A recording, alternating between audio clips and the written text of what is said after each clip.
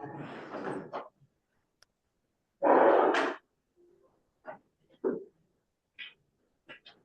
can do it. Oh, yeah, you can do that.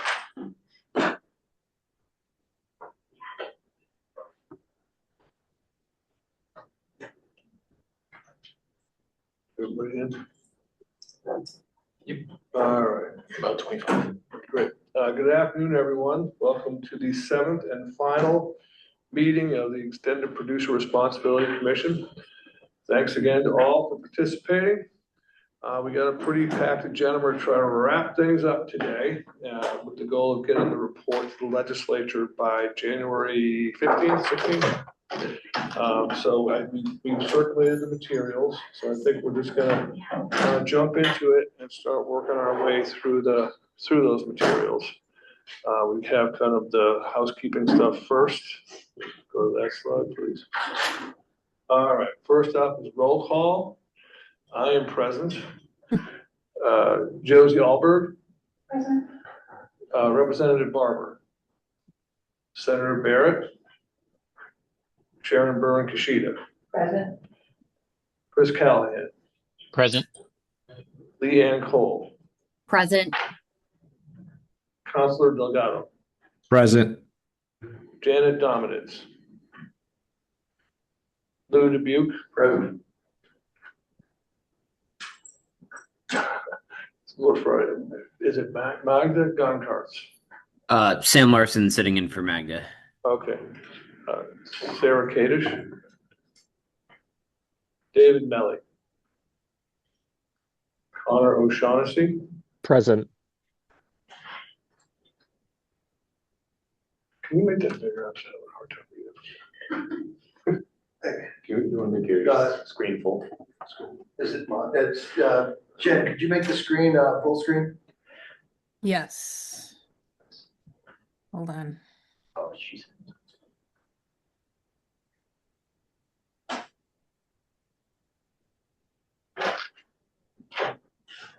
There we go. Much better. That's much better. Catherine Ratti. Present. Bill Rennie. Present. Neil Ryan. Juanita Traber. Present. Tracy Triplett. Present. Abby Webb. Present. I just arrived at I'm Okay. Would you state your name? Sarah Kalish. Thank you. All right, so we have a quorum. We move on to the next housekeeping matter.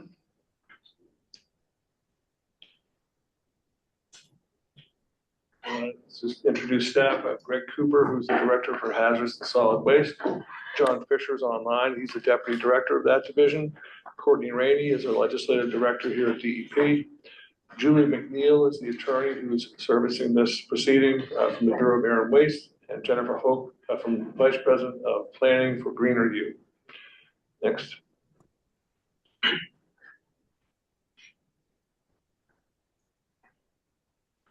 All right, we did the roll call, so now I need a motion to approve the agenda. The agenda has been circulated to the group. Could I get a motion? So moved. Bill Rennie. Okay. Thank you. All right, all in favor of approving the agenda, please say aye. Aye. Anyone opposed? Okay, the agenda is approved. Chair Beeling, who seconded? Yes. Josie Alberg, MMA. Oh, thank you. Okay. All right, next.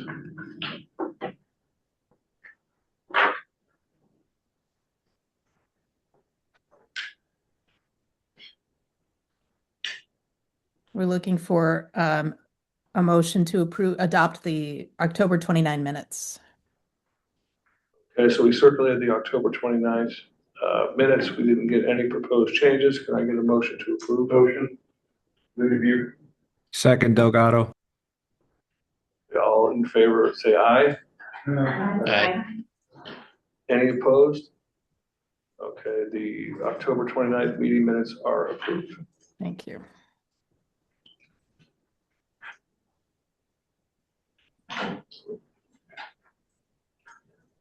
This is just where we are. So this is our 7th hearing. And just to look at kind of where we've been, we've done the temperature check on paint, batteries, electronics, and we had final votes on paint in June, mattresses in September, batteries in October, and we plan on taking final votes on electronics and packaging today.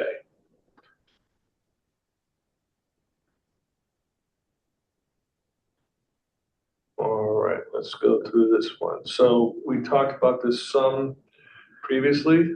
Let's just go through it and see if we can get this one approved. Want to have a chance to read through this. I've seen it before, but take a minute and then we'll see if we need to make any changes or if we can approve this as drafted.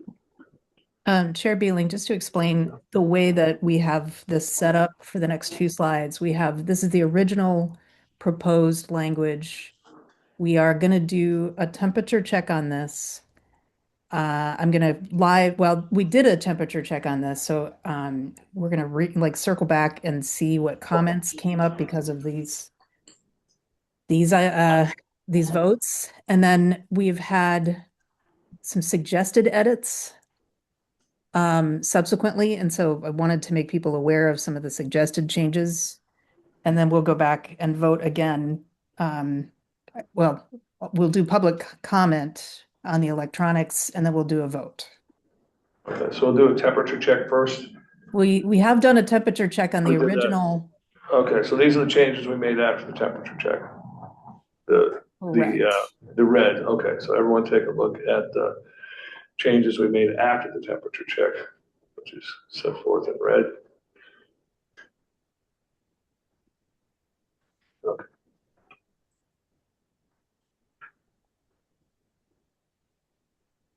So this is one set of recommendations on changing the recommendation, and you can see the edits in red there, which I think mostly clarified and had a little timing issue to it, saying year one it would be this types of elements, covered products, and year two would be expanded. Any way to enlarge? Can you make that a little bigger on the screen, or it's behind? I don't think so. Sorry. There was another comment that we had received, John, about, if we go back to the covered entities. There was a comment that was in the public comment document that was outside parties put in and said, I think it was from someone from Connecticut who worked on their bill, and said, maybe you shouldn't designate who's eligible to use it, but just restrict it by the number of units that you can return. And the logic was, when you start having these collection sites, you're not necessarily carding everybody who comes in. And so the way to kind of just curve it is say, if you don't you cannot bring more than 7, then you're pretty comfortable knowing that you're not going to get, some large company trying to bring their trailer load of computers. But it doesn't specify whether you're a private business or a public entity. So it was just it was a thought mainly driven on experience of how it actually played out when they implemented it. Okay, so we would remove covered entities and we would simply set a number of units to return. Is that the idea? That was the comment that we received. Okay. So I don't know how people feel about Do that. any of the commissioners have a thought on that? On that particular thing, they're restricting the number of units. Well, we would take out covered entities and just restrict it to number of units. The idea being I guess the concern is that someone might just sort of turn this into I'm not sure how. What's the thinking there, Greg? Why are they worried about? They were saying that when you start a collection point, Staples or some other place, you don't know who's How you coming gonna in the door. check? You're not carding people. And so Yeah. it's kind of hard to say, this language that they're, restricted to public schools or to consumers. Yeah. And ultimately, you may be accepting from a small business person who came in. So, Okay, I got you. And so like, I guess I'm just looking at it, I'm thinking like, who isn't covered by that? Covered entities, I guess it would be large businesses. I'm trying to think what else. I think, I think if, or you could do a combination of two, say restricted number of units to return. Mr. Rennie, I'm sorry. I'm sorry. Thank you. 28 to Traver, Mass Recycle. So I like the last thing that Greg just said, which was to combine them.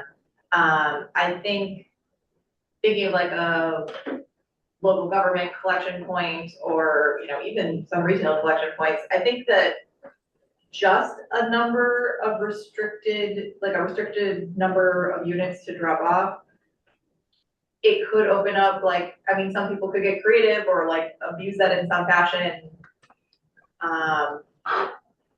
Like a medium-sized business or something like that. I feel more comfortable having covered entities be designated as households, public schools, government, small business. But then also having a number of units because it just shows kind of the intention of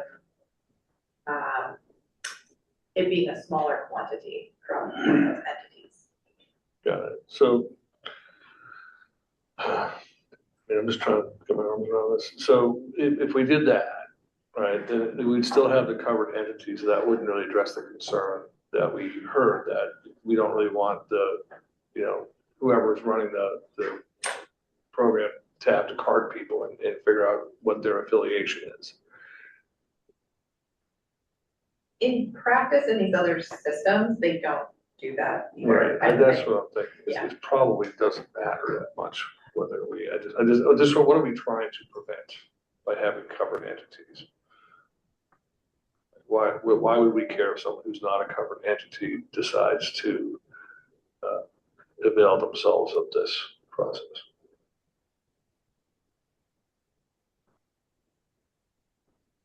Overall, what covered entities describe is who the funding for the program pays for. And so that's why it's advantageous to try and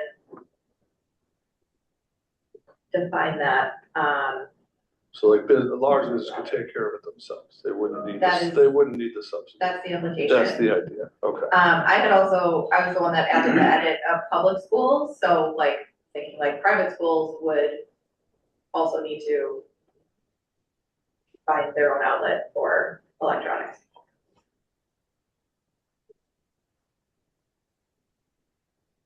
Any other thoughts on this? Not specific on this, but. Okay. We should probably, let's try to wrestle this one down. So, so I guess we can entertain a motion, whether we amend it. We probably need more specific language in terms of restrict them. I guess we're just making a recommendation, so we can say something along these lines. But so can I get a motion whether we accept the proffered changes to covered entities? Is this the and version? Covered entities and 7? That's a good question. And are there reasons that a school might want to drop words? I think it's more of an or. You could say, these are the covered entities, they don't have limit, there's no limits on a covered entity. Okay. But for anybody else, we place a limit on. That would be the big business, right? It's they've only got a handful of things, they want to get rid of it, don't want to restrict it. I guess that would be my sense, this would be either a covered entity or limited to a number of units. Yes. Would it make more sense to move that down to the collection recycling service section? Just suggest that they have the option to set a restriction. Maybe something to that effect. We still want to make sure the covered entities is clear because that's. I'm sorry, the sound is really poor, maybe on that side of the room. Could you speak up? I can try. Thank you. It's not my And strong can suit, Jackie. I think you know this. I was just suggesting that maybe that clause there could be moved down to the collection recycling service section. That way we're acknowledging that that might be a good practice, but we're not messing with who's actually covered by the program. And is that Abby speaking? Oh yeah, sorry, Abby with Casella. Thank you. David Melly would, I would agree with that, and I guess we could say, must allow municipal electronic collection points to opt in, comma, may allow collectors to set limits to the units collected. Well, just on the number piece, just on the, so covered entities would remain the same, but then for the collection, I guess we would still need to make provision for someone who's not a covered entity dropping things off, right? So that wouldn't, right? I can see, we say, yeah, they can limit the number of units, but that still doesn't answer this question. Like if you're not a covered entity, even if you're under the number of units, arguably you're not covered by this. So I guess that's what I'm trying to figure out here. I guess my question to that is like, we're trying to write the recommendation or like the actual like PRO? Yeah, it seems to me like that's the kind of thing where we're recommending this, and then whether it's set in regs, whether it's set by DEP, whether it's set by the PRO, and that would be something to, that would potentially evolve over the course of an EPR system where it's like, hey, we're seeing this use case, let's set a restriction at 6 because that makes sense from what we're seeing out there. To me, that feels like, I think we can note that that's kind of an option again in that collection of recycling service section. But to me, that feels like we're setting what we want you to do in this recommendation, and that's more on the implementation side than direction. No, I get it. What I'm struggling with though is this notion, right? There's this notion that was raised, like we should basically, someone's saying you shouldn't restrict this, right? That's the fundamental question. Should we just restrict this to covered entities? And then separate from that, we can say, should there be limits on the number of units, handled? So that, I guess that first question, I'm still looking for an answer. Yep. I go running Retailers Association. Could you maybe soften that by, these are specific recommendations and elements to include in electronic EPR as well as like, instead of include, could we consider? Because again, I think this is a recommendation, on what, right now it's an endorsement of enactment of legislation. I'd be more comfortable, I would rather it's a further consideration of the legislation. I know I'm in the minority in that, but I think making specific recommendations on elements to consider in electronic EPR legislation might make, at least it a little more palatable. And then, going on further, I mean, the covered products, it's, we make a comment that if the program to align with the program will align with existing programs in other states to the greatest extent possible. That I'm not comfortable listing literally every product that you can find in every other state. I mean, it could be that the legislature maybe wants to start with something more, the most common, products that are collected in other states. So I think changing that, specific recommendations to include, maybe to consider, would be could address, some concerns. And again, the reference of I don't think we reference a PRO in this, but the legislation that's referenced there does include a PRO option, and there is no PRO for electronics in any state, as far as I understand.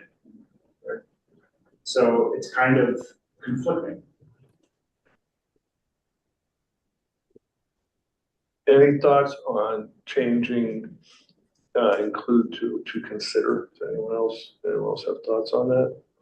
I mean, that's kind of, honestly, no matter what we say, they have their own discretion, right? So it's just really, it's not just semantics. We're saying you should include this, and this would soften that, to say you should consider these things. That's really the fundamental question. Mr. Draper? I'm in favor of doing that. Consider. Yeah. Okay, now we kind of solve the more specific issue. We could just leave, I mean, I would say we could leave the covered entities as is with the or. Okay. Any other? John? John, yeah. Yeah, I just wanted to add a note about the covered entities. The reason we proposed that for inclusion is that that's seemed to be pretty typical in a lot of the other state programs, including other programs across New England. So that's, where the idea of specifying covered entities came from. And this was, written to try to be as consistent as possible with other EPR programs around us. Thanks, John. All right, any other thoughts on this recommendation with the changes reflective of the temperature check? All right, I think, yep. Just a question, mine, we're just dealing with the recommendation now, and we're dealing with the draft report at the end. Draft report will be the kind of last order of business, how we're gonna do that. So, all right, I think now the process is we've opened it to public comment.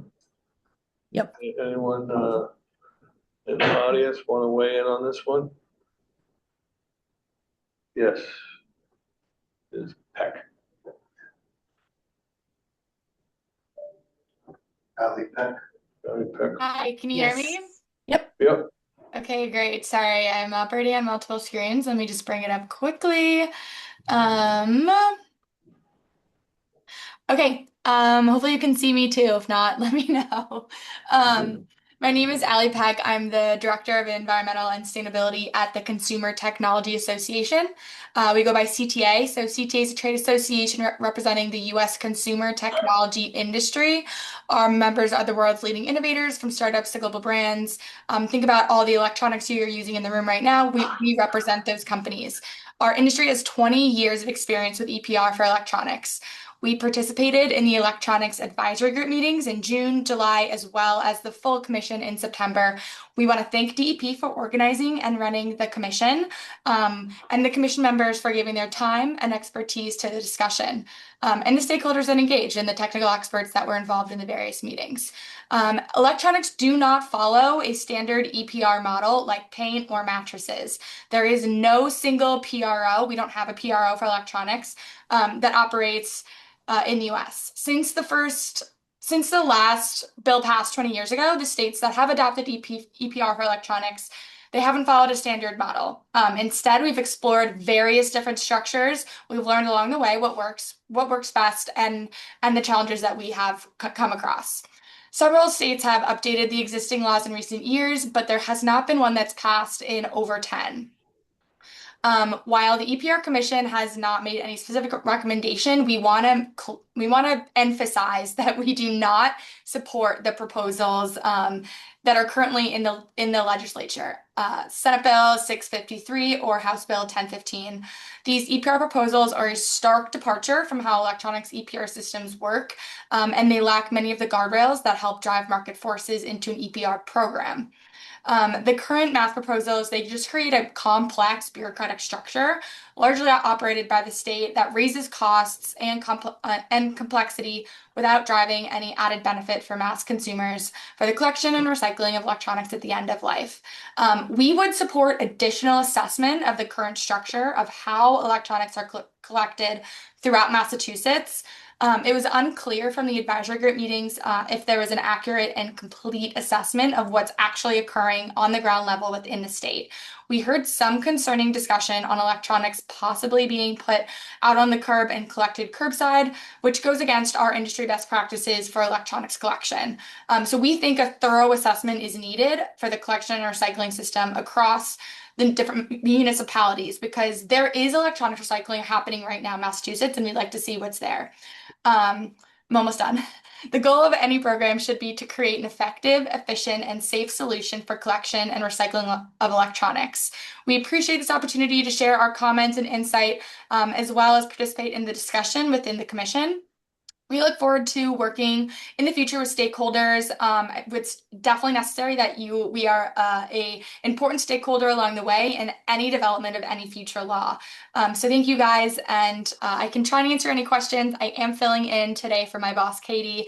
She had a last minute problem with her kid that was throwing up today. So thank you, and that's it. Thank you for your comments. Ms. Hall? Thank you.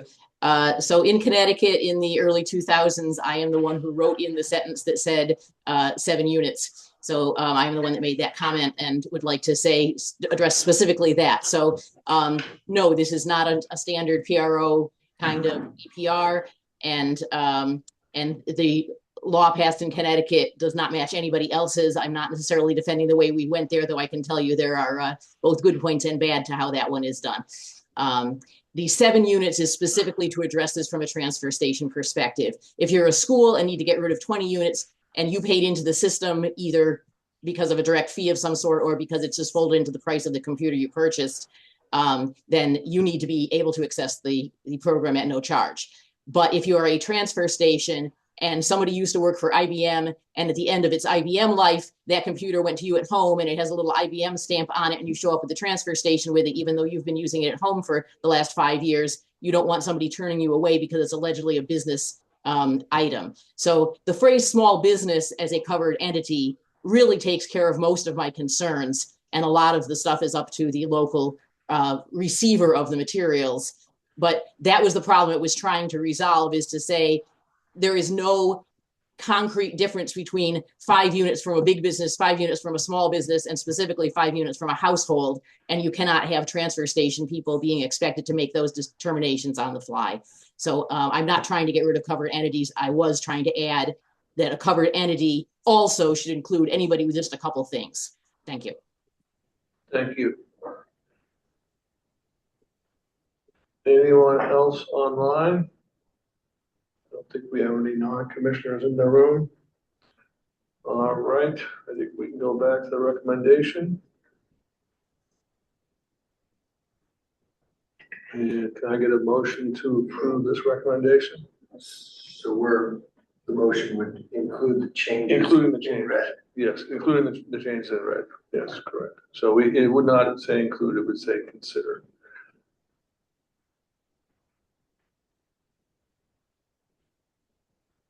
I'll make that motion. Anita Trevor from MassDEP. I move to pass the electronics recommendation as presented. Second. I'll second that. Tracy Triplett, Attorney General's Office. All right, let's try it with voice vote. All in favor, say aye. Aye. Aye. Any opposed? No. We don't want opposed. Okay. Two. Passes. I also. 2 opposed, I'm sorry. Sorry, who was That was me, Sam Larson. Sam Larson? Okay. Yeah. All right, And Bill Rennie. go ready. And Bill Rennie. Okay, well, thank you all. Next up, we're moving on to our favorite, plastics and packaging. We have it here as a bio break, but I think we're moving pretty quick. We're moving quickly. We're moving quick, so we're gonna skip the bio break. We'll come back to it if necessary. So let's go to the recommendation. Let's take a look. This was the recommendation that was initially. This was our initial recommendation. We got feedback from commission members. Any from the public, Greg, or is this just commission members? There were, I think it was all commission. I think it was mostly commission that we received. I won't show you back. Here are some changes we proposed in response to some comments from commission members. So have a look at the changes we've made. So again, we have an option to do a temperature check first and identify whether there are any major concerns, and then have a discussion. Sounds good. Yeah, so go back up a couple slides. We'll go back to the original. commission packaging, PR.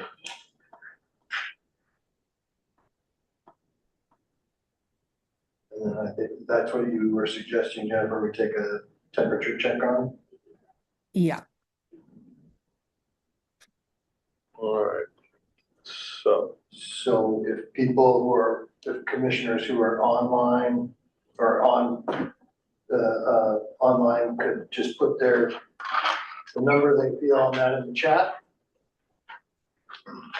And then we can go around the room here and get the temperature of the commissioners in the room. I'd like to hear. I actually think it would be helpful if we just did a rundown. Okay. So again, 1 is wholly agree, 5 is totally disagree. I just asked, are we voting to recommend that there be a commission form? What are we voting? okay, go back to the recommendation, please. I can't, I'm sorry. I can't Yeah, no, read. it's hard to, so this is the original, this is the original recommendation that we did discuss last time. So this is basically saying we're going to, that we should form a subcommittee for the Solid Waste Advisory Committee for discussing EPR for plastics and packaging. Recognizing that this is a very challenging and complex area and that we should really spend some more time on it. We just don't have sufficient time to fully explore this issue. So that was what we came up with for the first go at this. I believe several people gave this 6s last time, if I'm not mistaken. So 5s. 6 out of 5. So that was I don't know that people have changed their minds since then, but why don't we just run through it? So can we just go through commission members in the room? Give us a number. How you feel about the one? Can we go back? Let's go. Can we just run down the list? Okay, names? I don't remember who's here, unfortunately, but I'll have to. Do that. I can tell you. Okay. John. Chair Beeling. Yes. So Scale of 1 to 5. I didn't realize I could do that. I'm not going to give it a 6. I'm going to give that original proposal a 2. Okay. Commissioner Alberg. 2. Christine Barber is not here. Commissioner Barrett is not here. Commissioner Kashida. 4. 4. All right. Commissioner Callahan. 2. 2. Commissioner Cole. 3. Okay. Commissioner Delgado. 4. 4. Commissioner Dominitz. I don't think she's not here. Commissioner Dubuque. 5. Okay. Sam Larson. 5. Commissioner Kalish. 4. Commissioner Melly. 5. Commissioner O'Shaughnessy. 2. Commissioner Rate. Can you tell me again what 3 is versus 2? 2 is, you could say, like minor issues, but Okay. 3 is like kind of leaning toward not in agreement. I'm going to say 3. Okay. Commissioner Rennie.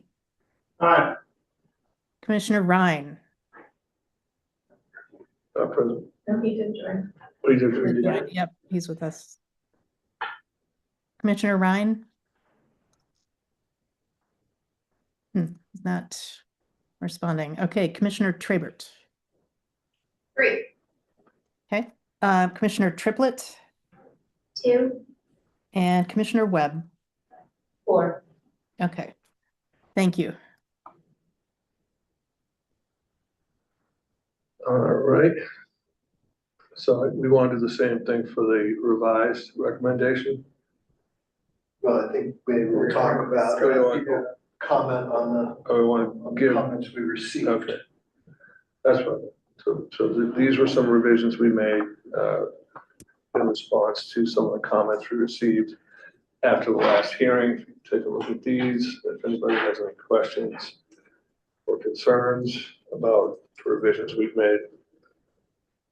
I have a Let's start. concern. My biggest concern is the needs assessment completed by December 31st, 2027. We're already at December. I know in New York, it's taken us at least an hour, a year and a half, and the needs assessment is not completed. I think if you're going to look at a needs assessment, more time is going to be needed. Just keep going around. Yeah. My biggest concern is with non-paper. That makes up a significant portion of the waste stream and the recyclables. I've said before in previous meetings that when this was written into the original law that created this commission, the term plastics and packaging is not an industry term. It's typically referred to as a material category of packaging and printed paper. So whoever had originated this was not, I would say, in tune to the correct technical language, but I would say the majority of advocates for this would want paper included with paper and cardboard to be included within an EPR for packaging system. John, just, I think one, correct me if I'm wrong, but I think there's one distinction on it. I agree. I think most EPR bills have paper packaging in them. Then there's a little bit of a couple places where it's nuanced, whether they're including paper products. So is the magazine in, where's the newspaper in? Yeah, that's why it's like called packaging and printed paper. Right. And that implies like printed paper, which would be, yeah, just like office paper or something like that. And it would include like cardboard packaging that typically has some printing on it as well. Well, yeah, I guess the question is, so some states have both of those. Yeah, 5 out of the 7 systems that have been passed include paper. Include paper. Yeah. And the other 2 exclude Right. printed They include paper. or have some other like, yeah. Defined more like it's a product that happens to be paper. So Maine is one of the ones that just did packaging and did not include printed paper, correct? But like cardboard and paper packaging still. So I think that's probably the best way to discuss that comment is what are we looking to do? From where I sit, the goal would be to include mixed paper that is included now within the recycling stream within a packaging EPR system. Because it is such a, it's a very high percentage of the overall waste stream. So it's about 40% roughly of the total waste stream between trash and recycling. But that is challenging to distinguish from the steps to the recycling facility. Yeah. I would recommend Josie Albert from MMA. I think for this setting, it makes sense to investigate paper to flesh into this a little bit more in the subcommittee process, not to exclude it from the start through this suggested edit. Sharon Burton, Ishida. So I know from the outset, this commission has decided that it does not want to endorse specific bills. But having said that, there is a bill, Senate Bill 270, that's 570, Senate Bill 570 from Senator Deacon. That would charge DEP with creating a commission to study EPR. And it would provide funding, and I just would hate to expend more time outside the legislature and invest this time working within the legislature and getting several of these bills passed. But I think we're wasting time if we do it outside where it's created. You would still, the DEP would still be in charge and funded to do what we're all talking about right now.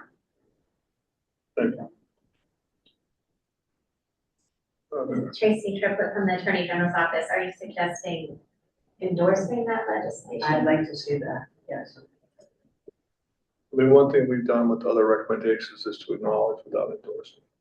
That's another option, but we haven't done that either. So, I mean, Well, here's a perfect opportunity to do it, because you want to, this is creating what we're talking about right now.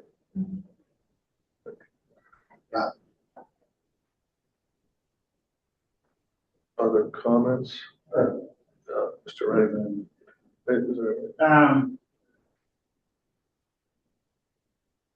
Given that the commission is going to dissolve, would it, should it say the commission, recommends further exploration of the concept? Because the commission will not. That's a good point. Yeah. No, we should recommend. Hopefully the commission dissolves.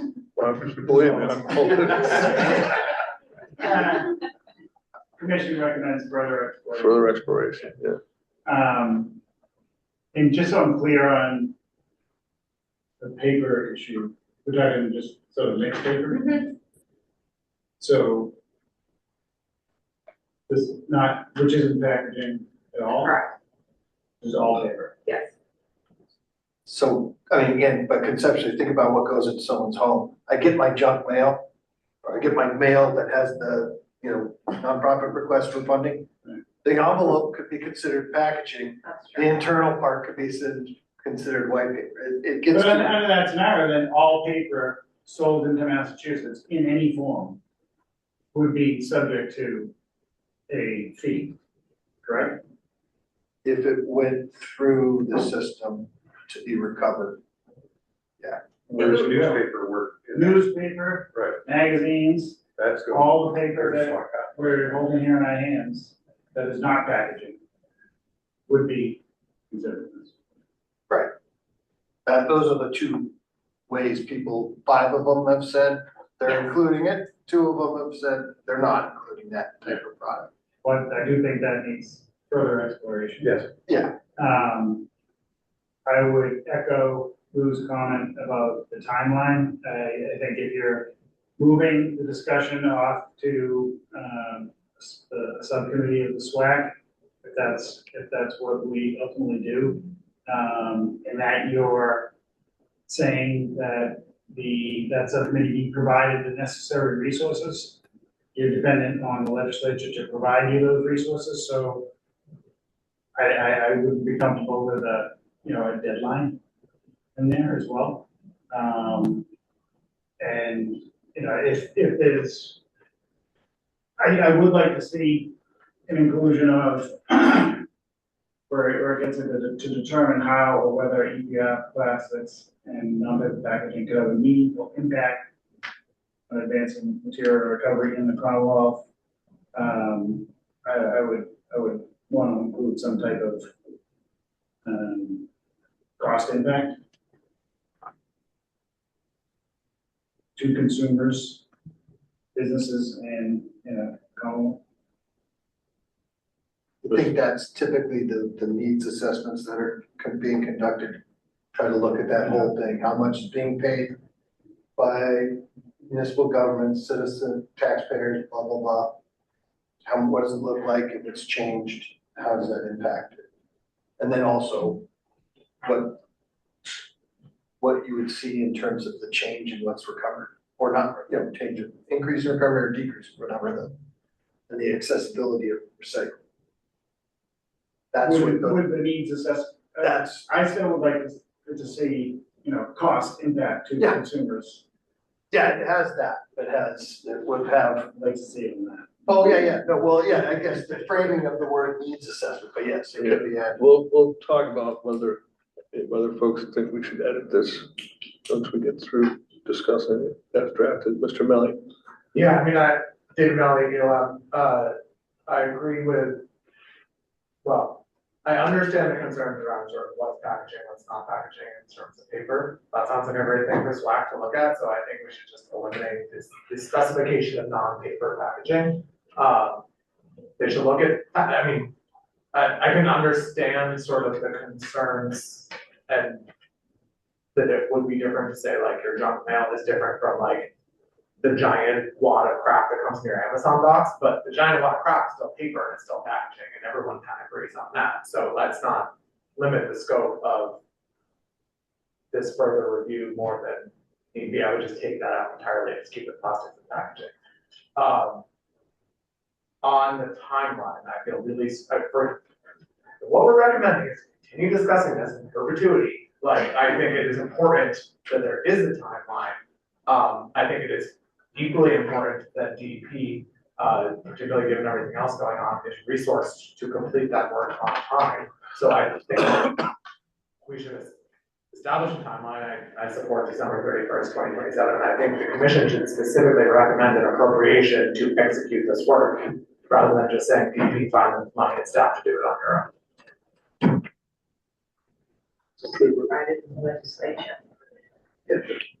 Yeah, I mean, I'm fine with endorsing the bill, but whether we get that's wrong. I just think we should just, again, the source of my 5 is I'm annoyed that what we are recommending is let's keep talking about this. And if we're gonna keep talking about this, there should be a clear timeline, clear next steps, clear resourcing to get, if what we don't have right now is meaningful information about the state of the, landscape in Massachusetts, let us quickly gather that information and let's have the legislature provide the money to gather that information, because otherwise in December 31st, 2027, we're gonna be 2 years older with no more information. I mean, one thing to consider is, we have no idea if any of these recommendations are going to be followed, but if there were to be legislation which would enable us to carry this out with appropriations, they would probably set the deadline. So one thing to think about is to say within 2 years of, action, or, the way they would write it, 2 years from the effective date of the bill, right? So we're trying to go for 2 years. I would push back on that because I think what the commission should be recommending is to accomplish the goals of what we're all here to try to accomplish. We should have opinions about how quickly we should be doing this. Right. And my opinion is as quickly as we feasibly can. Yeah, but my concern is that they pass it a year from now and they keep that date, and we're never going to get it done. So that's my concern. I mean, again, so we need if that's in the bond, let's Yeah. talk to Congress Yeah. committee about that. I'm happy to have that conversation. But I think thematically, it is important to say, do this by a date. Right. Appropriate the money to get it done properly. Because otherwise, what we are recommending It'll just keep going. Yeah, I get that. Ms. Traver? I wanted to ask about the provided the necessary resources to pursue a needs assessment. Like, I'm assuming that means like that DEP would do that. From a practical standpoint, like how would DEP be expecting to get that funding? Legislative appropriation. So a specific appropriation for this purpose. Well, it could be the bond bill too. And is that something that DEP would be advocating to receive? Like if we make this recommendation? I mean, if this goes forward and there is discussions at the legislature, we would give them some sense of what it would take to fund this process. The hope would be that everybody around this table who's saying we can't do EPR for packaging because we don't have the needs assessment is also advocating to the Ways and Means Committee to get that funding for DEP. It's not just DEP asking for it themselves. Yeah, well, obviously others could. We'll ask for it, but it would be nice to have the industry ask for it as well if they're the folks that are saying we can't do this without this information. I would like a reasonable time frame, though. I mean, the most important thing we need here is data. And a rush job is not going to help us get the proper data we need. So if you want to frame it as soon as feasibly possible, that's fine. But just putting it like 1 year from now, you're not going to get the data. Well, that's 2 years from now, but. It's December 31st. 27. Oh, 27, okay. I'll just speak to that because I was the one that put in the date. It was for the exact same reason that Commissioner Melly states, that if this is the next step of this process, that it should not be in perpetuity. That, if it's 3 years, fine, but it needs to have some type of limitation that creates urgency to actually get the work done, instead of continuing to kick the can down the road, which is what's happening out of this commission. I guess I would say I'm concerned about the prospects or mechanism of getting appropriate resources for a subcommittee of the SWAC. I mean, the legislature passed a bill that created this commission, and I understand that it didn't have its own appropriation, but if DEP was not able to get adequate funding to do what we were supposed to do in this commission for packaging, then I'm very concerned about recommending that is just following another DEP process that is not guaranteed to have any funding associated with it. It clearly just needs investment, and it needs to be practical, that we're going to get that investment to gather the information that is necessary to make better decisions. And there is precedent for that. They've done earmarks to hire consultants to do work like this on other related issues. It's not like no one's ever put in an earmark in a budget to say, do this study using consultants and professionals and not just internal staff. Yeah, and this is important to us just because,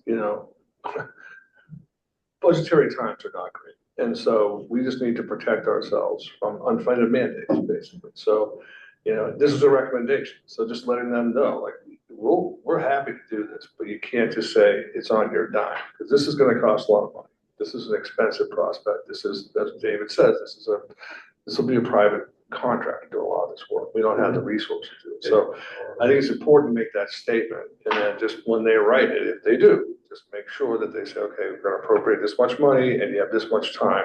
2 years. I mean, we could say 2 years. I mean, to me, say 2 years from appropriation, right? That's what we're trying to set a date certain. I think we, Greg, you pay with that. Yeah. I'm volunteering it, but you think that's right? I mean, I guess it sounds like somewhat consensus around it, and I broadened it about, that the commission recommends explore the further concept of EPR for packaging.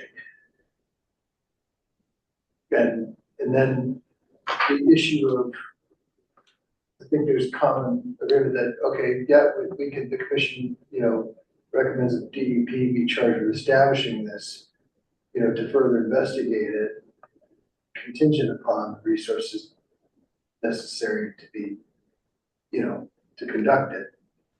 And would be something that would be completed within a certain time frame. And then at least punts it back to the legislature saying, if you want to do, this is what we would need to take a real good hard look at it, and it would need to have some resources to do it.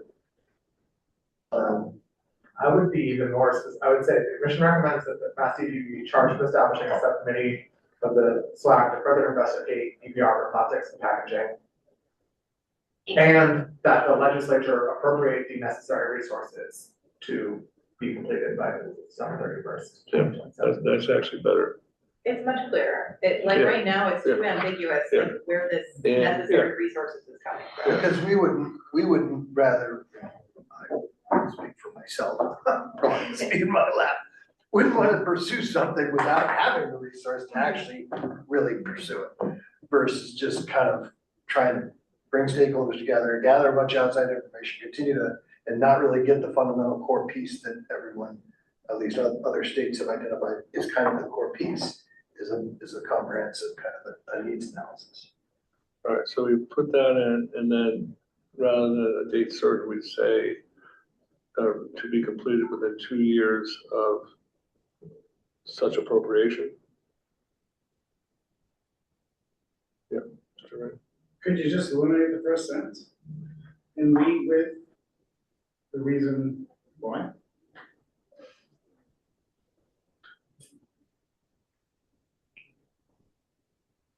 Because the first sentence kind of just doesn't hurt, doesn't it? Yeah, it's kind of superfluous. But I would suggest putting in to be completed within 2 years of such appropriation. Well, the commission acknowledges that.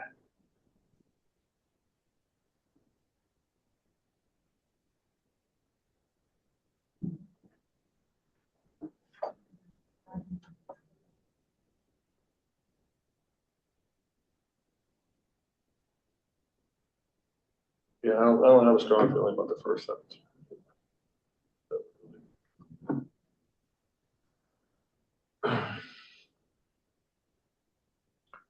So never really landed the plane on non-paper packaging. It sounds, I think the issue,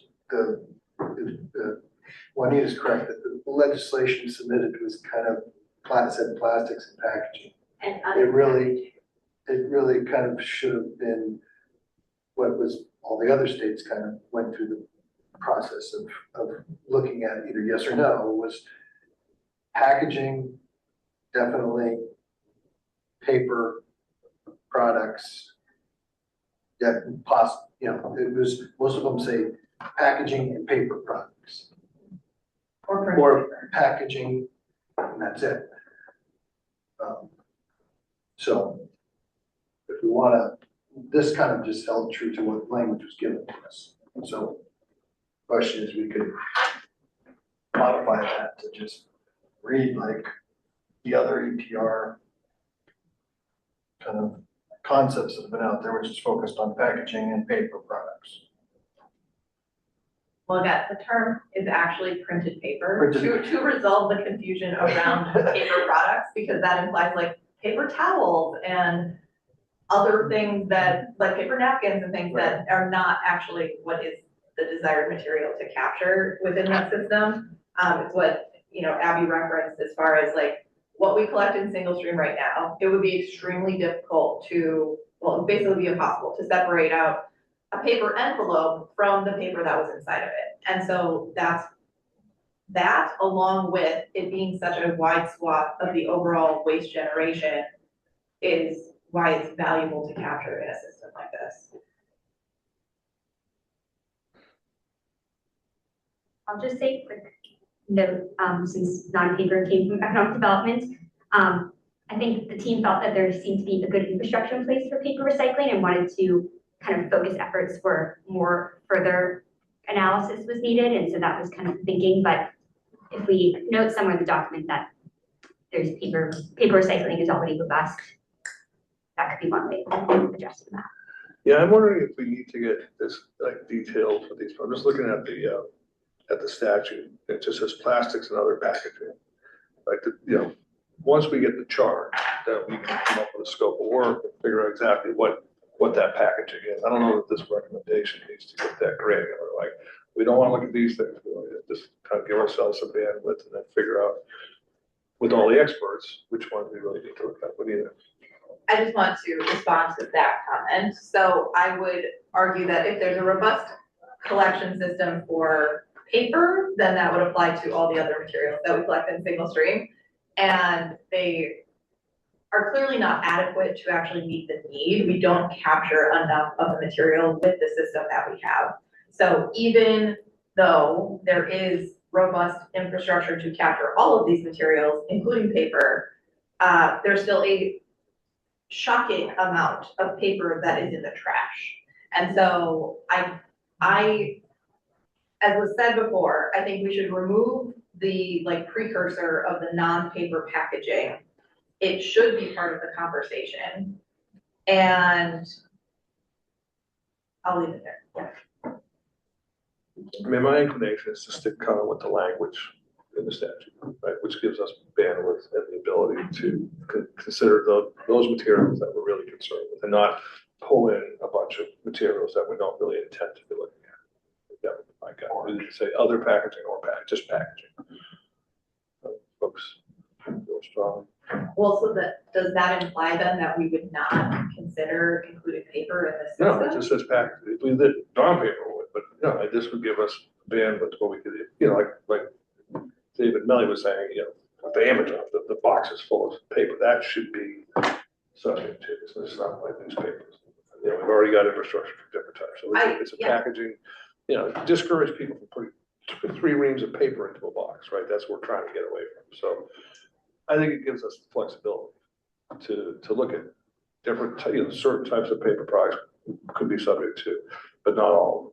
This is kind of where it gets into regs and things of that nature. It's not really a recommendation to the legislature. So I would kind of just put it back to them, say, give us some money, we'll look at plastics and other packaging.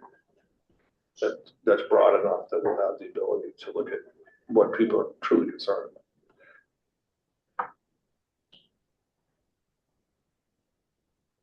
I also think the other is important. Tracy Trevor from the Attorney General's office, I found that language very confusing. It suggests plastics, if it was plastics and packaging, Right. it says plastics that Yeah, sort aren't of, packaging. they're not mutually exclusive, right? Yeah, other packaging. Yeah, it's just not an industry term that was put into this charge. It would make it a lot less, not a lot, it would make it slightly less confusing if we use the actual industry terminology of packaging and printed paper. For what it's worth, I don't purport to know all of legislative intent, but it's my understanding that the goal of this phrasing is to not make this whole thing about bottle bill. And so that we're talking about the same thing, it was just that the legislation wanted to avoid getting this subsumed by a whole second other conversation. This phrasing was not about printed paper versus packaging versus paper boxes versus plastic boxes.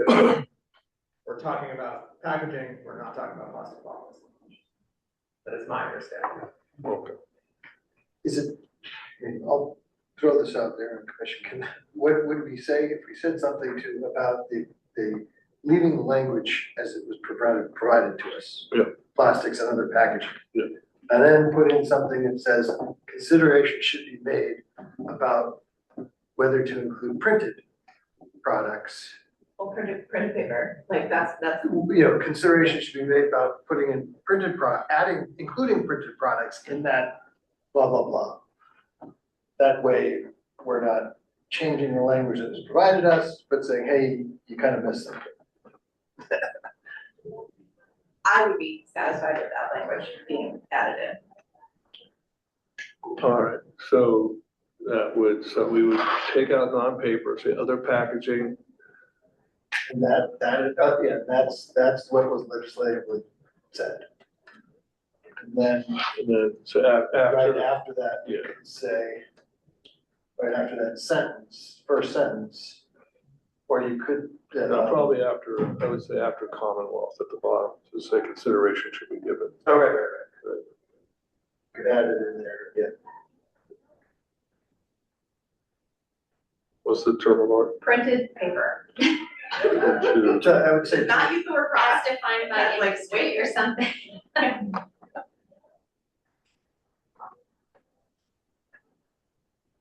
I would say consideration should be given to the inclusion of printed paper. To including, how about including? That's fine. So, And that's understood by more than just you, but people who would be reading this in the legislature.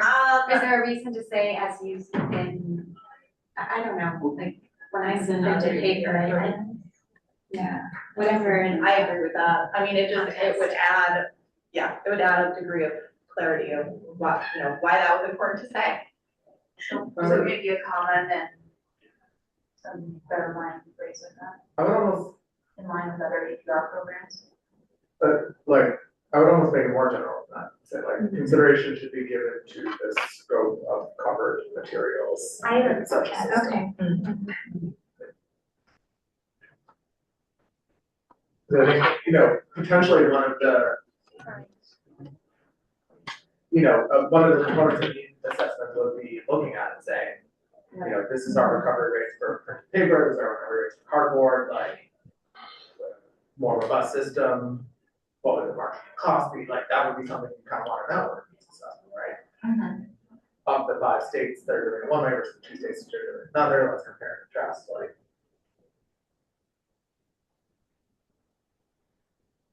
Can we delete the first, such as ETF, plastics and packaging then? Or we just said, We've at least had a fit. Such an initiative. Yeah, it's such an initiative, such as, like, just delete that first mention in red. No, down, no. Put it back. Don't do In red, With we're the gonna, clause that starts such as. you can just end it. I'm sorry. There's a lot of crosstalk and it's very hard to hear So I you think all. it's, Jennifer, is the first, such as EPR for plastics and packaging. So it's the fourth line down. Fourth line down. Oh, I see. Yeah. And then further down on the right, it's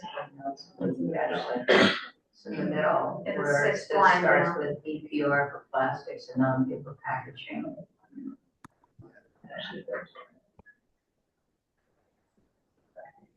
And then one line below that, to be completed, can be deleted, just for grammar.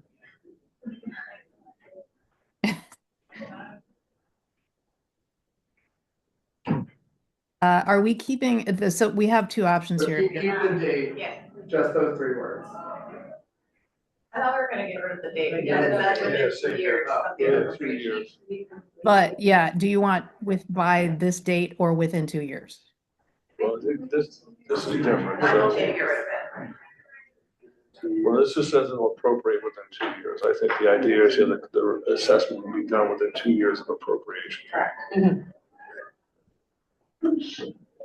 Okay. And then we also have determine how / whether.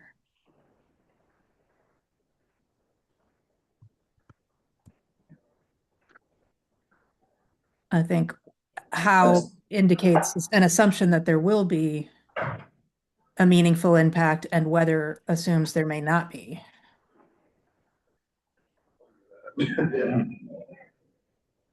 You're saying, what you think? Oh.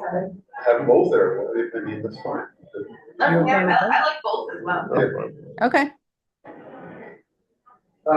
Can we add one clause, advancing material recovery and waste reduction in the Commonwealth? Real recovery. Yep.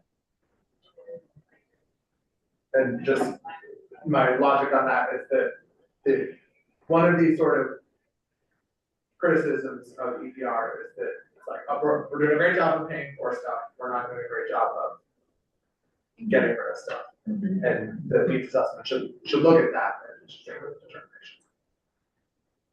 Yep.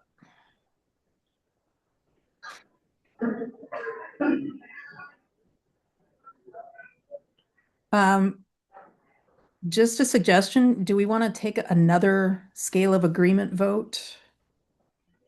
Just because I think there's been conversation amongst about 5 people and Yeah.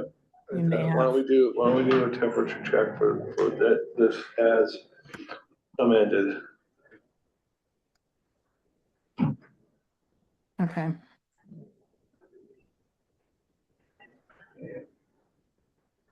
I'm gonna give it a 1. Hold on. Do you mind if I'm just going to Sorry. plug this language? Just want to get ahead of it. Yeah. I'm going to plug this language into the chat so everyone can see it. Question. Same time. Is this, the SWAC is open to anybody? So the subcommittee, open to anybody? Yes, public.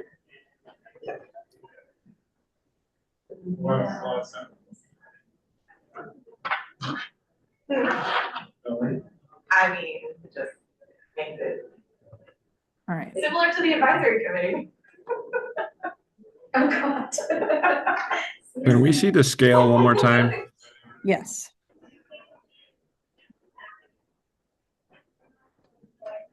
I'm going to see if I can plug this here. Scale is also in the chat. All right. All right. Chair Bueling, you said 1? I'll give it a 1. Okay. Commissioner Alberg. 1. Barber, not present. Barrett, not present. Sharon Byrne-Kashida. 2. 2. Commissioner Callahan. 2. Commissioner Cole. 2. Commissioner Delgado. 2. Commissioner Dominitz is not here. Commissioner Dubuque. Two. Okay. Commissioner Sam Larson for Magna Garncarts. 3. 3. Commissioner Kalish. 2. Commissioner Melly. 2. Commissioner O'Shaughnessy. 3. Commissioner Rate. 2. Commissioner Rennie. 4. Commissioner Ryan. 2. Commissioner Trabert. 2. Commissioner Triplett. 2. And Commissioner Webb. 2. Great. Mostly Our 2. grades went way up.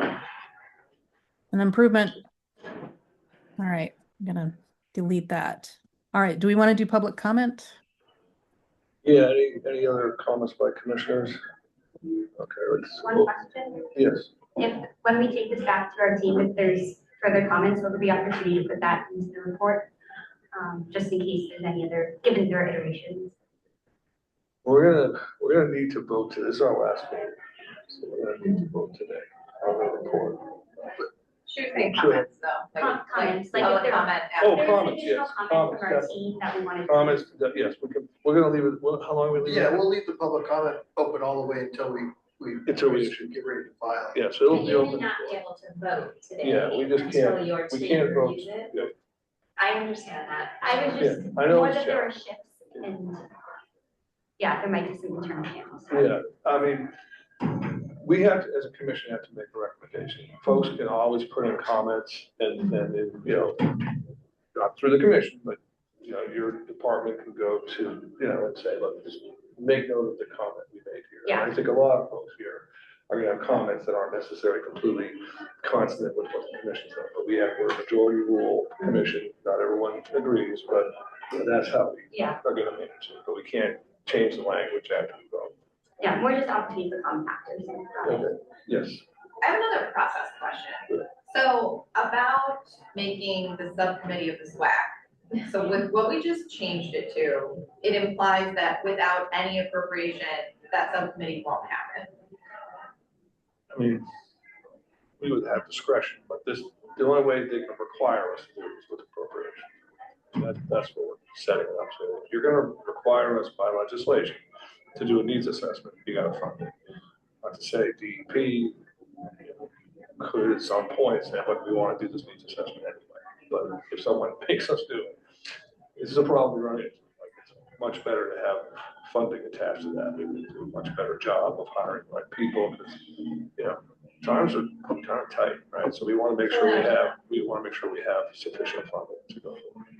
It wouldn't preclude us Could do. from having Yeah. discussions Yeah. about EPR, Yeah. but without kind of being able to Do a supply the, meaningful like supply process. the guts to it. It would, you know, be kind of stumbling along, I guess, and kind of not really going anywhere ultimately. Anything else from commissioners? All right, any public comments on the packaging recommendation?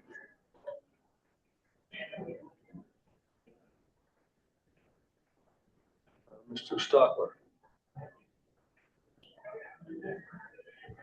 Thank you. Can you all hear me all right? Yes. Yeah. Thank you so much. I wanted to start off by just saying my name is Alex Stockler and I represent the Recycling Partnership. I'm a member of our policy advocacy team and also a Massachusetts resident. I'm submitting our organization's position that this commission would support recommending EPR for packaging and printed paper legislation in the Commonwealth. The Recycling Partnership is a mission-driven national nonprofit that collaborates with companies, communities, and policymakers across the country to strengthen public recycling programs. We do this through grant making, technical assistance, research, and policy engagement.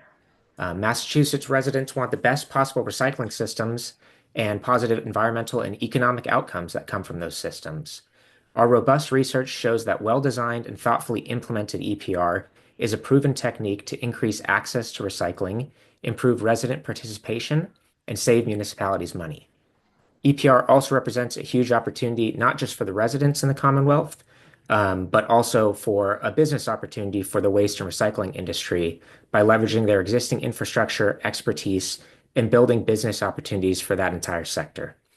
Research conducted by the partnership and other organizations has looked at every major market around the world where EPR has been implemented and has not found any credible evidence that compliance fees have affected consumer prices, which I know is something that we've discussed in previous meetings of this commission. In lieu of recommending EPR for packaging and printed paper legislation, we are supportive of the changes that the commission has just enacted to the recommendation during this session. We're supportive because we believe that we're all in this bin together, and all materials should be included in further EPR studies. All materials that are collected, sorted, and managed through the recycling system incur costs, which is currently being paid for by municipalities. For that reason, all materials should be in scope within a well-designed EPR system. All materials have recycling costs, like I said. Exempting certain materials, such as printed paper, from an EPR system would still leave municipalities on the hook for the cost of recycling those materials. All materials, unfortunately, also have lagging recycling rates throughout the Commonwealth. Based on our 2024 State of Residential Recycling Report, we can see that cardboard has a 37% recycling rate and mixed paper has a 28% recycling rate throughout the Commonwealth. To most effectively impact the recycling system, these products should be included in a well-designed EPR program. We believe by enacting EPR for packaging and printed paper, Massachusetts can bolster the Commonwealth's recycling infrastructure and continue to build upon its rich history of providing nation-leading services for all residents, such as we see for healthcare, education, and innovation in Massachusetts. Thank you all for the time and consideration. Thank you for your comment. Anyone else from the public? All right. So we already did the temperature check. I think we can just go to a vote. Why don't we put it up there again? Yeah, put it up as amended. You have it memorized? Everybody take a minute, take a look. Can I make one Yeah. last ditch Yeah. request? In previous recommendations, we've made kind of like acknowledgements of things. Yeah. Could there be an acknowledgement of the needs assessment legislation that already exists? Senate 570. Yes. I don't object to that. I mean, we have done it. It is consistent with past practice. We're not endorsing it. We can acknowledge that there is a needs assessment. I'm not particularly familiar with it, but we can, by acknowledging it, I think, to me, it's consistent with how we've done this. So I don't have any objection to that. Senate Bill 570 and Senate Bill 571. Senate Bill 570 is specifically needs assessment committee that would be under these charged. And 571 is actually as. That's the actual plastics. I'm gonna confirm that right now. We've not put any of the recommendations so far. We've acknowledged them. Acknowledged. We've generally acknowledged that there are bills we don't endorse. I think every recommendation has an acknowledgement without endorsement. Okay, I mean, yeah, that was, somebody in this case, the one that you're talking about is the one that is for the needs, like So we've said in the past, like, there's a bill out there like this, or that certainly, we don't endorse it. Or, yeah, we don't. I think we need to point we're not endorsing. Yeah, that's it, they all said that. That's, I mean, the language is. Well, yeah. but the language that was just added, it was actually always like a separate sentence below, like Yeah, a it's paragraph. before So the I think we should follow that previous Okay. format. And then it is also specifically just S570, not S571. That is a whole different can of worms. Okay, so I'm just reading from the, which one is this? I think this is battery. So basically the verbiage we've used is the commission acknowledges, in this case, proposed, is it plastics and packaging? Is that what the legislation says? You know? In the past, those other bills were like part of commission materials. And I probably don't have an objection to 7578, but I had. Again, it's not an endorsement. Yeah, well, why don't we do this? We won't vote on it. Can we can folks, we are gonna have a break. Maybe folks can take a look at it, and if there's any strong objections. Does that make sense? I just Everybody thought it said, was worth, this bill's crazy, I don't want to even it's talk worth about it. raising because it is, so the title of it is an act establishing a waste reduction needs assessment in the Commonwealth. And it's covering the materials that it's material to what we've been discussing. All right, well, why don't we do this? We can go an hour and 20 minutes. Why don't we take a break? Anyone who hasn't read it or doesn't have somebody who's read it can tell me about it. Take a look now, and why don't we come back and we'll give you an extra 5 minutes, 15 minutes, and then we'll decide whether to insert the reference to Senate 5 seconds. Jen, I can send you the link if you want to put it in the chat so folks can have it at their fingertips. Sure. Okay, just that'd be great, thank you.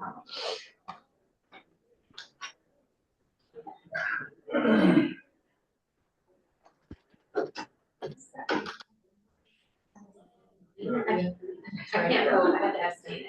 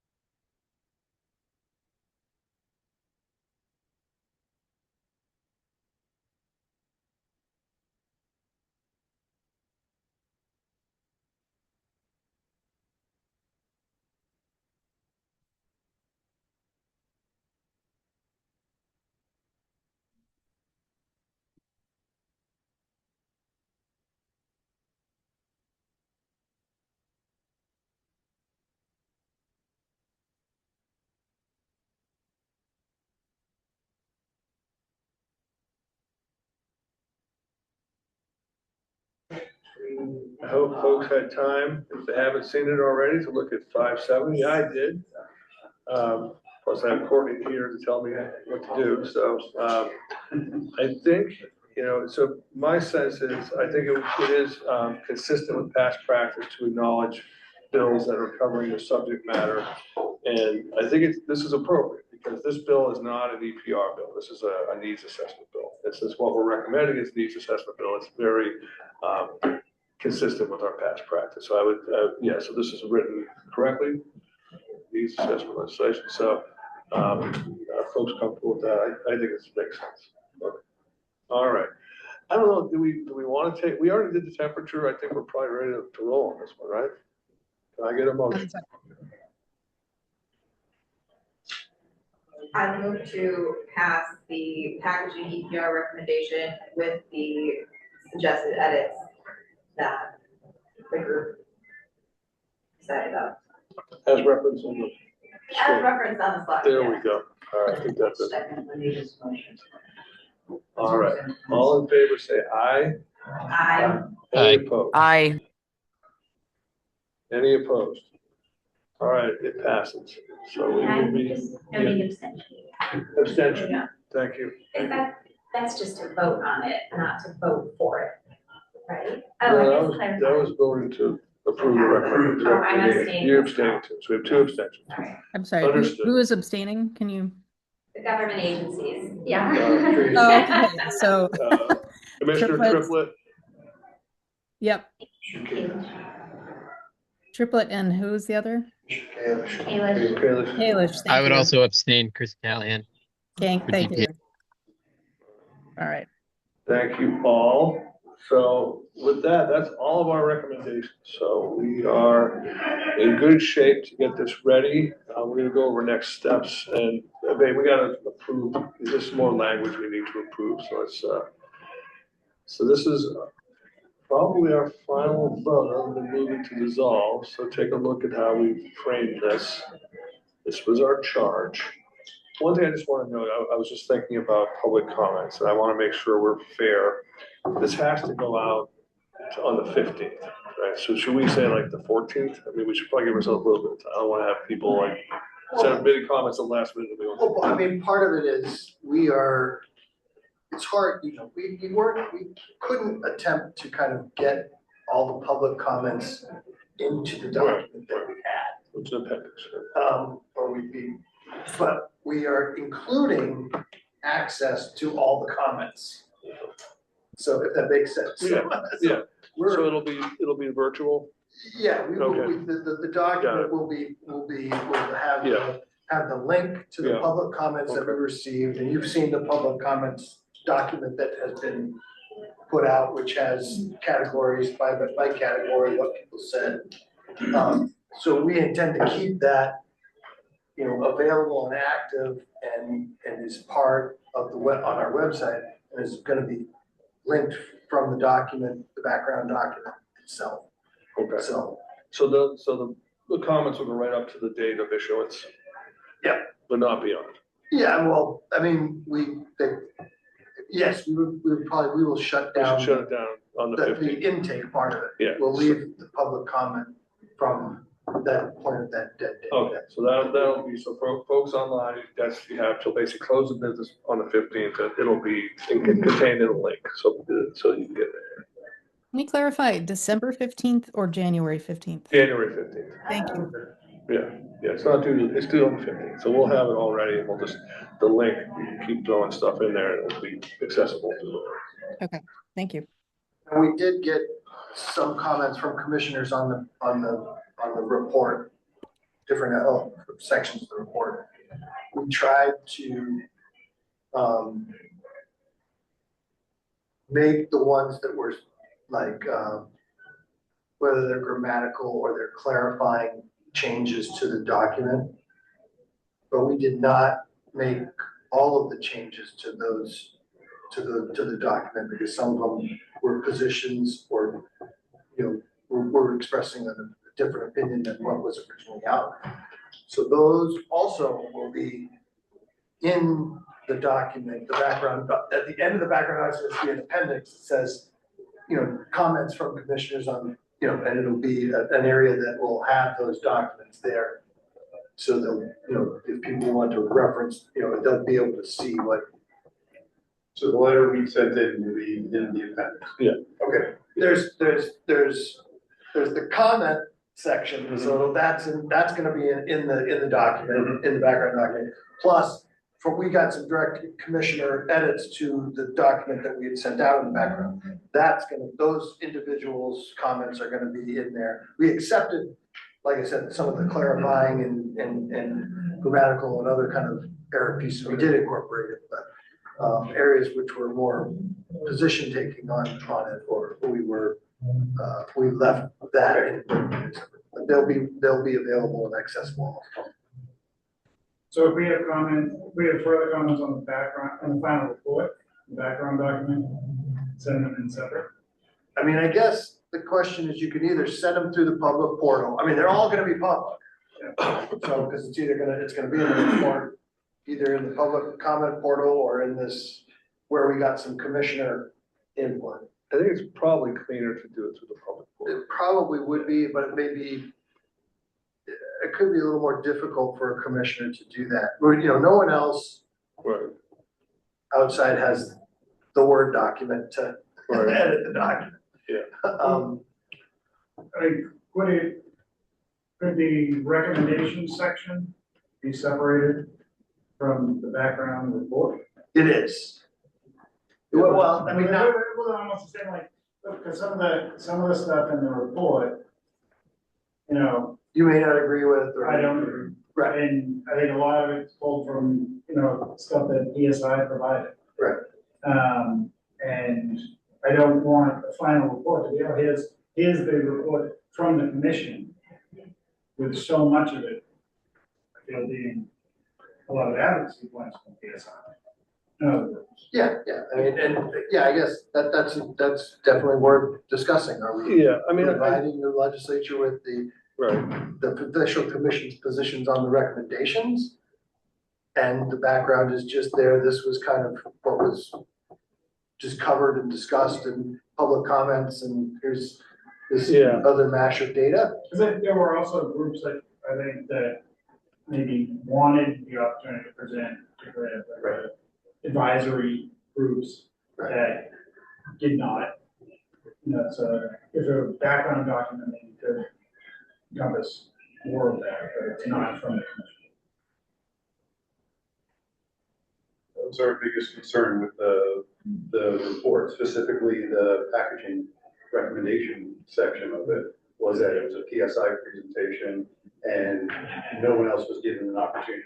We drafted all that and sent it to the guys. That's all in the public comment, public comment piece, because it all got converted into that. So, I mean, my sense is what the commission, folks here online have submitted are the recommendations and related findings. So we've already done that for 3 products. 2 of those recommendations and related findings will be in the final report. That's what the commission's doing. The report, a lot of it is administrative, just pulling everything together, right? It's not something that we're gonna vote on every line, right? We did our job. We did our recommendations, related findings. We don't agree on everything, but we got it together. And then you obviously have the opportunity in public comment to say, oh, by the way this was presented, we think you should know about this, right? So the legislature can look at whatever they want. They could say, I tend to agree with these folks. So, but as a commission, that's what we're charged with, doing these recommendations. I think that's the way I think of it. Okay, so here's what we've got to vote on. And I guess I will just state it. The Massachusetts Extended Producer Responsibility Commission approves the delivery of its final set of recommendations and background documentation to the Massachusetts legislature, which will include minor clarifying edits and updates on the final vote tallies and updated recommendation language for the December 9th, 2025 EPR Commission meeting. Can I get a motion to approve this? That was who? Sharon Sheeta, sorry. Thank you. A second? Second. All in favor say aye. Aye. Aye. Any opposed? Motion passes. All right, let's keep rolling.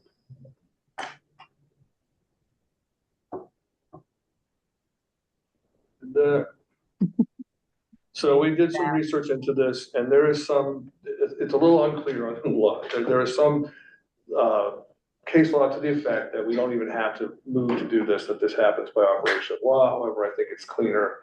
And the way it works, sometimes it's set forth specifically in statute. There's some cases that say you don't even have to have it, but it's cleaner to me that typically what you do is if a commission with a single purpose, such as us, does what they're supposed to do, which in this case is submitting the final report, we dissolve within 30 days. I'm sorry, someone. So that, just by way of background, that's where we got the 30 days after issuance of final report. We looked into it. I wanted to see if we had to do this. I don't want it to like hang out there forever. So I gonna, let's just take a vote to make sure everyone agrees that this is the way it should go down. So after 30 days, after issuing our final report, the commission shall be dissolved. Can I get a motion?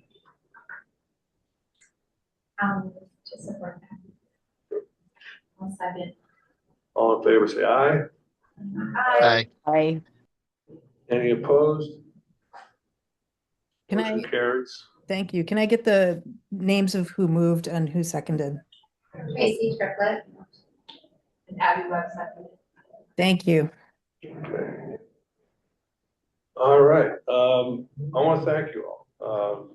It's been a while now, but it was very, you all were very civil, and we don't always agree, but in today's day and age, it's good to see that people can come in and not necessarily agree, but still treat each other with respect. So I thank you all for your work and your time, and I really appreciate it. I want to thank staff, Greg, John, Courtney, Jennifer. They've really done a great job supporting us, and thank you all again, and have a great holiday. All right, take care. Thank you. We'll get a motion to adjourn. Someone move to adjourn. Second. All in favor, say aye. Opposed? There it is. And we're done. And it's a wrap.